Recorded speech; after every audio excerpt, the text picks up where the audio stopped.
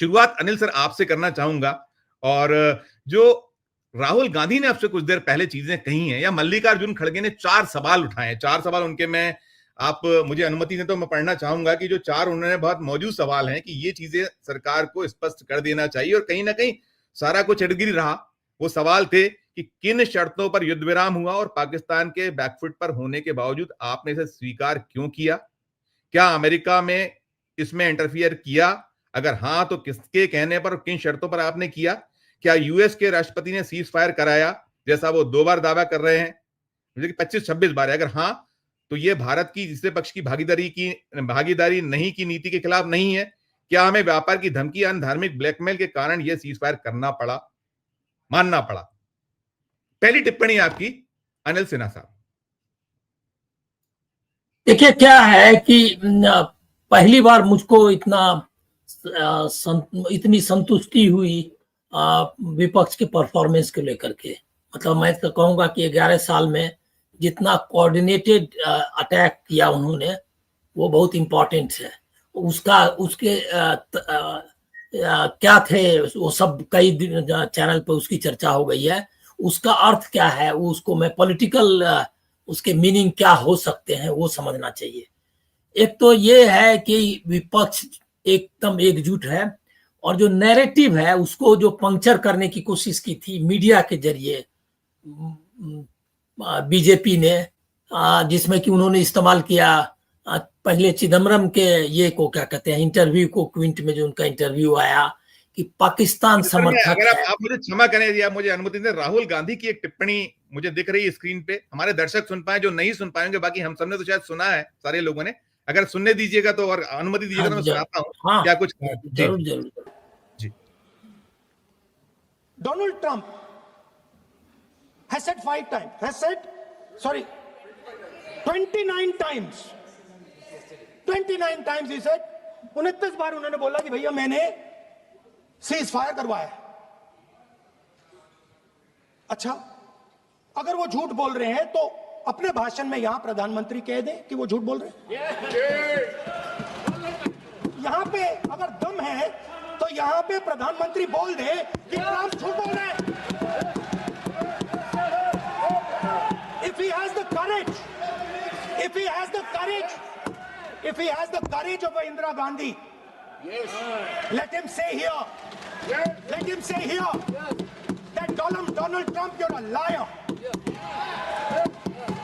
That you did not make a ceasefire and that we did not lose any planes. Let him say it here. If he has the courage. 50% भी है इंदिरा गांधी का तो यहां बोल दे। 50% होगा तो बोल देंगे सॉरी। सर एक साइड से 7th फ्लीट आ रही है, बोलने दीजिए सर मजा आ रहा है। ऐसा नहीं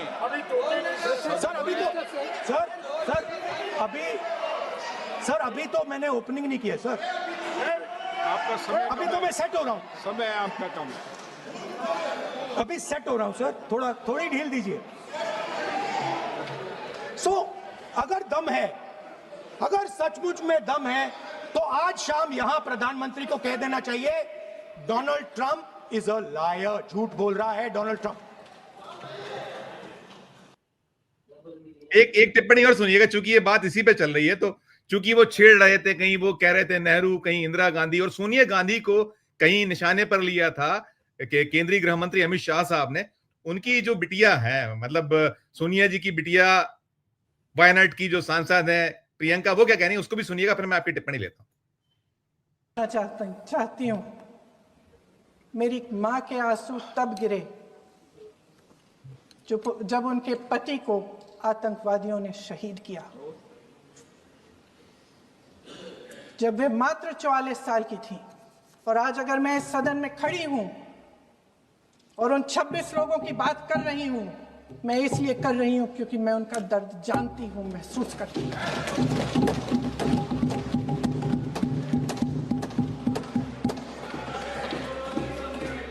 अध्यक्ष महोदय, मैंने कहा कि देश का नेतृत्व सिर्फ उपलब्धियों का श्रेय लेने से मजबूत नहीं होता।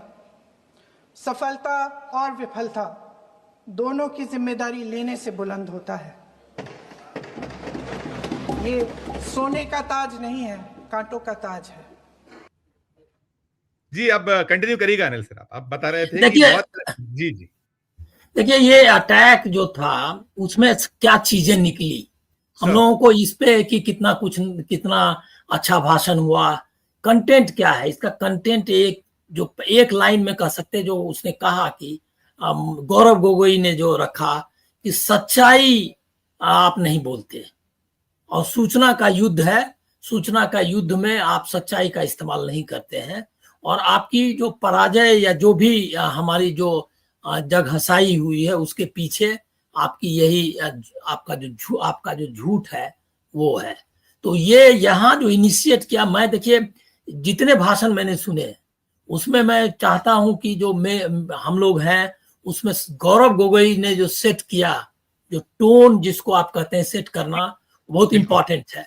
और वो इसलिए भी इंपॉर्टेंट है कि असम जैसे जगह से आने वाले एक टर्बुलेंट स्टेट है जिसको कि कंडेम्ड ये जीना पड़ रहा है, जहां के लोगों को वहां आपने एनआरसी का देखा, सारे एक्सपेरिमेंट्स जो हिंदुत्व के जो अगली एक्सपेरिमेंट्स होते हैं, जो उसके सबसे अश्लील जो हरकतें हैं वो नॉर्थ ईस्ट में चल रही है, जो मणिपुर के लोग झेल रहे हैं, जो नॉर्थ ईस्ट के लोग झेल रहे हैं, और दूसरा है कश्मीर उनका प्लेग्राउंड। यहाँ जो है ये विपक्ष इसमें सफल रहा कि उसने जो है ये जो दर्द है, जो असली पीड़ित है, जो इंडियन यूनियन का मतलब संघ जो है भारत का, उसका जो असली जो ये है, जो जिनको भुगतना पड़ रहा है इस स्टेट का, इस अगली स्टेट का, उसके तरफ से खड़े हुए, ये एक विजय है लोकतंत्र की।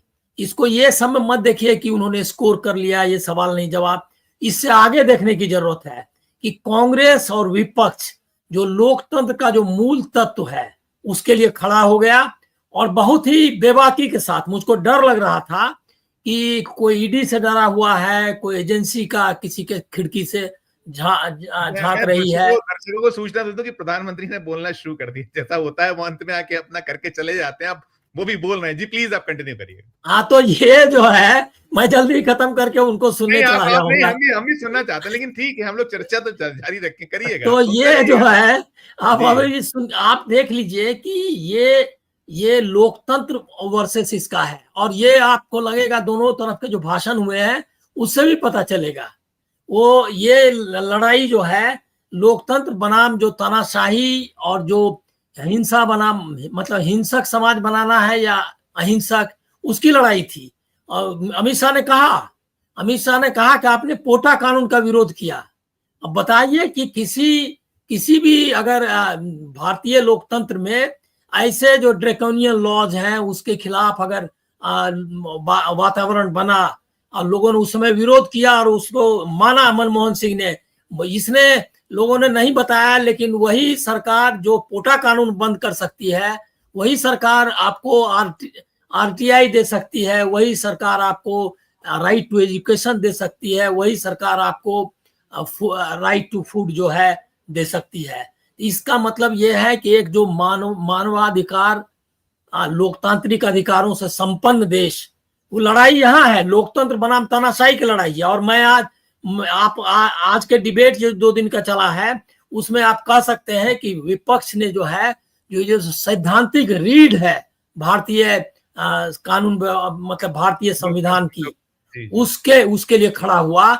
ये बहुत बड़ी बात है। और ये प्रियंका गांधी को मैं इसलिए कोट करूंगा कि माइलेज लेने की बात नहीं है, उसने उन 26 लोगों को जिसको कि भारतीय संघ बचाने में विफल रहा उसको लेकर के आई। ये एक बहुत ही दृष्टि संपन्न राजनीति का हिस्सा है कि जो लोग असहाय निरीह आपके इस इंडियन स्टेट के कहने पर उनकी भाई शांति स्थापित हो गई है, वहां पर आपको कोई डर नहीं है, ये जो है जिसने भरोसा किया भारतीय ये स्टेट में, भारतीय राज्य में, सरकार में, उसका भरोसा आपने तोड़ा और उनके लिए खड़ी हुई। ये एक बहुत ही मतलब आइडियोलॉजिकली मैं मानता हूं कि एक बहुत बड़ी बात है जिसके लिए प्रियंका गांधी के भाषण को याद किया जाना चाहिए कि वो ये सब में नहीं गई, रेटोरिक्स में नहीं गई, कोई बयानबाजी में नहीं गई। उसने जो असली सवाल था, चूक, सुरक्षा चूक वगैरह, ये सब सवाल जो है टेक्निकल है। असली सवाल है कि जो 26 लोग जो शहीद हुए, जिनको भरोसा था इंडियन स्टेट में, उनका, उनके परिवार का, लोगों का भरोसा टूटा। आपने उनको सुरक्षा नहीं सुरक्षा देने में आप नाकामयाब हुए। ये इंडियन स्टेट का फेलियर है।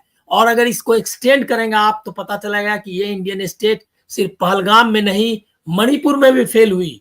हथियार लूट करके ले गया थाने से, आर्मी है वहां। आप देखिए मणिपुर ऐसा है जिसकी आप तुलना कश्मीर से कर सकते हैं। उतना ही आर्मी, उतना ही क्या कहते हैं ये सेंट्रल फोर्सेस जो है, पैरामिलिट्री फोर्सेस, एक एक आदमी पर समझिए कि मतलब 10 आदमी पर एक बंदूक होगी वहां, सर, स्टेट की बंदूक। लेकिन उसके बाद भी क्या हाल हुआ, वहां मंदिर, मस्जिद, गुरुद्वारा, मतलब ये क्या कहते हैं चर्च, सब उजाड़ दिए गए। मतलब मेरे ख्याल में 250 धर्मस्थल ध्वस्त किए गए। एक कम्युनिटी जो इतने हजारों साल से, मतलब मैं सैकड़ों साल की बात नहीं कर रहा, उनकी और जो बाकी लोग रह रहे हैं वो अलग हो गए। अब एक दूसरे के साथ नहीं रह सकते। स्टेट डिवीजन होने वाला है, इम्फाल वैली है। ये सारा मुद्दा इससे जुड़ा हुआ है। और वो पहलगाम के जरिए ये आप हम लोगों को ही बताना चाहिए कि जो जिसकी चर्चा कर रही थी कि भरोसा टूटा प्रियंका गांधी, वो जो है आप दूसरी जगह देख सकते हैं। उसके बाद जो है बाकी मुद्दे 3-4 जो इंपॉर्टेंट मुद्दे आए, बस उसको गिनाऊंगा। एक तो उन्होंने बताया कि चाइना प्रॉक्सी वॉर लड़ रहा था इंडिया के खिलाफ, आप उसके खिलाफ कुछ नहीं कर रहे हो। दूसरा कि हमारी स्ट्रेटेजिकली हम कहाँ गलत थे, कि हमने रफाल या जो भी हमारे विमान गिरे नहीं गिरे, आप बता भी नहीं रहे हो। तीसरा था कि कूटनीतिक फेलियर, कोई कंट्री हमारे साथ नहीं आया। चौथा था कि ट्रंप जो है हमारे सीज फायर की घोषणा कर रहा है, और ये जो है लकवा मार, आपके हाथ पांव फूले हुए हैं, कोई ट्रंप का नाम नहीं ले रहा है। जैसे हमारे यहाँ कहते हैं कि भैंसुर का नाम नहीं लेना है, भैंसुर मतलब कि जेठ का नाम नहीं लेना है। ये बिहार में परंपरा है, बोलते हैं क्या कि जेठ का नाम लेने ले का, क्योंकि उसका नाम लेने से पाप चढ़ता है। ये नाम नहीं लेने से, वो सही याद दिलाया क्या कहते हैं राहुल गांधी ने, कि आपको अगर हिम्मत है तो बोलो कि झूठ बोलता है। ऐसा कर चुकी है इंदिरा गांधी, बोली अमेरिका को जो करना हो करो, हम जो है ये जो बांग्लादेश में चल रहा है नरसंहार, उसको नहीं होने देंगे, और इसके लिए हर कीमत चुकाने के लिए तैयार है। और उनको बोल वहां दिखा करके आई, उनके यहाँ जाकर। तो ये जो है, ये जो बहुत कोशिश इन्होंने की। एक तो जो ओन कर लेते हैं ये कि देशभक्त का मतलब शाखा में जाने वाला देशभक्त है, तिरंगा फहराने वाला देशभक्त है, उसको तो डिफीट कर दिया था महात्मा गांधी ने ही, कि तिरंगा नहीं, मतलब ये क्या कहते हैं, तिरंगा कह रहे, भगवा फहराने वाला, भगवा फहराने वाला नहीं है देशभक्त। ये तिरंगा जब स्थापित हुआ उसी समय तय हो गया। दूसरा सिंबल था काली टोपी का, काली टोपी बना उजली टोपी। जैसे ही महात्मा गांधी की हत्या हुई, काली टोपी सब जेब में रख करके, मतलब हमको पिताजी हमारे बताते थे कि जो सब संगी सब था, जो जेब में सिर पे टोपी लगाए रखता था, वो टोपी अपना निकाल के जेब में चलता था, क्योंकि काली टोपी देखते ही लोग टूट पड़ते थे। ये और तीसरा सिंबल था कि शाखा में जाने वाला देशभक्त होता है। वो तीनों को उसी समय डिफीट किया गया था, वो फिर से रिवाइव हो गया। फाइट है आरएसएस की आइडियोलॉजी वर्सेस कांग्रेस और फ्रीडम स्ट्रगल की आइडियोलॉजी। अब मुझको लगता है कि इन लोगों ने एकदम आइडियोलॉजिकल, और इसमें मैं मुझको था कि कहीं चूक हो जाएगी एनसीपी से, कहीं चूक हो जाएगी डीएमके से, क्योंकि सब कहीं न कहीं कांग्रेस से ये रहते हैं, बिदकने की कोशिश में रहते हैं। लेकिन सब ने आइडियोलॉजिकल फ्लैग पर इकट्ठा होकर के उनका मुकाबला किया। ये इंपॉर्टेंट है। अब इसका जवाब जो है एक आरएसएस के पूर्व प्रचारक किस तरह देते हैं, वो हम लोगों को देखना चाहिए। अनिल सर, आप टिप्पणी कीजिएगा, आप देख पाए हो तो क्या, क्योंकि आपने पहले दौर में एक सारी चीजें कही, उसको की, क्या निकल के आता हुआ दिखा है? कुछ आपको दिखता हो तो टिप्पणी आपकी ओर से अनिल। कोई नया नहीं, मैंने सुना, अभी उनको सुन ही रहा हूँ। कोई नई बात उनके पास नहीं है। वही नौटंकी करना चाहते हैं। ट्रंप का नाम नहीं ले पाए, चीन का नाम नहीं ले पाए, और पहलगाम में कैसे घुसा था ये नहीं बता पाए, और वही ये लोग आतंकवादियों के समर्थन में रहते हैं, और पाकिस्तान, वही नौटंकी। वो हमको लग रहा है कि अब ये बहुत रिपीट हो गया है 11 साल में। उससे कुछ ज्यादा बनने वाला नहीं है। और उसमें उन्होंने कुछ शब्द भी बहुत खराब इस्तेमाल, छिछोरापन वगैरह, मतलब कि उससे आपको पता चलता है कि जो लेवल है और भी डाउन हुआ है। तो हम, मुझको नहीं लग रहा है क्या कि इसका कितना इम्पैक्ट होगा और इसके रिएक्शंस भी आएंगे। प्रधानमंत्री किसी चीज का जवाब नहीं, उन्होंने सिर्फ वही जो बता चुके हैं पहले ही। जयशंकर की डी वैंस ने फोन किया था रात में और हमने बता दिया उनको कि हम पाकिस्तान हमला करेगा तो हम हमला करेंगे, बड़ा हमला करेंगे। लेकिन ये तो इससे बात और जाहिर होती है क्या कि अमेरिका बातचीत कर रहा था और आपने दूसरे दिन रात में फोन आया, दूसरे दिन आपने सीज फायर किया, तो और भी उससे पुष्टि होती है बात। मुझको नहीं लगता है कि कहीं से कर पाए। वो चाह रहे हैं कि वही उसी तरह से पुराने ढंग से। अब मुझको नहीं लग रहा है कि कोई बहुत इफेक्टिव है, बल्कि मैं जो एक दो तीन चीज देख रहा हूं कि जो उत्साह बीजेपी के सांसदों में या मंत्रिमंडल में वो नहीं दिखाई देता है। इससे लग रहा है कि प्रधानमंत्री जो समर्थन है अपने लोगों को, कुछ है उनके बीच में भी कुछ वही है मोदी मोदी चिल्लाने वाले, उसकी संख्या हमको लग रहा है अभी भी 25-30% है। लेकिन मुझको लग रहा है 50% से कम है, क्योंकि बहुत सारे दूर से तो देख कैमरा हर चीज नहीं दिखाता, लेकिन मैंने देखा कि वो जो पहले रहता था कि हर बात पे उनके बगल में ही बैठे हुए जो दो किरण रिजिजू उनके पीछे हैं, उनको मैंने कई ये नहीं देखा। ये बहुत बड़ा चेंज है। बगल में वो प्रहलाद जोशी मेरे ख्याल में है, वो भी उनका मेघवाल है, उनको थपथपाते नहीं देखा। वो बगल में ही बैठे हुए राजनाथ सिंह, नितिन गडकरी तो बार बार देख रहे हैं उनके चेहरे की ओर, मतलब जो एक दो बार आया है। तो हम लोगों को लग रहा है कि विपक्ष में जो रिएक्शन है वो छोड़ दीजिए, अंदर में भी अब लग रहा है क्या कि ये कारतूस अब जो है फूका हुआ हो गया है, या ऐसा लोगों को लगने लगा है।